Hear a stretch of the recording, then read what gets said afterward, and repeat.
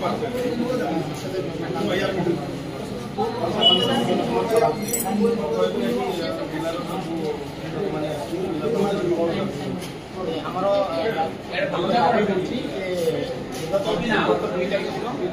गणशिक्षा विभाग तरफ शिक्षक योजना भित्तिक मानक नियमित करेंगे दुख विषय जे 7 तारीख दिन विद्यालय गणशिक्षा विभाग एक चिठी कर चिठी विड्र कर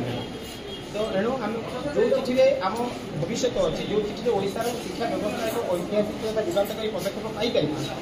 से चिठी को पुनर्बार फेरई ना निहती भाव एक निंदार विषय से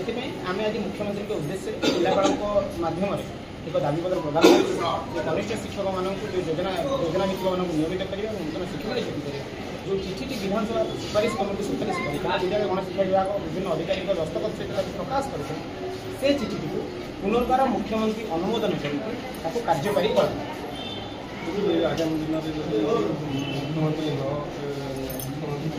आगामी दिन में जदि मुख्यमंत्री आमर दाबी न शुणे आगामी दिन में भुवनेश्वर लोयर बीएमजी बहुत बड़ धरण आंदोलन कर पड़े समग्र ओडार प्राथमिक विद्यालय को बंद कर कार्यक्रम आंदोलन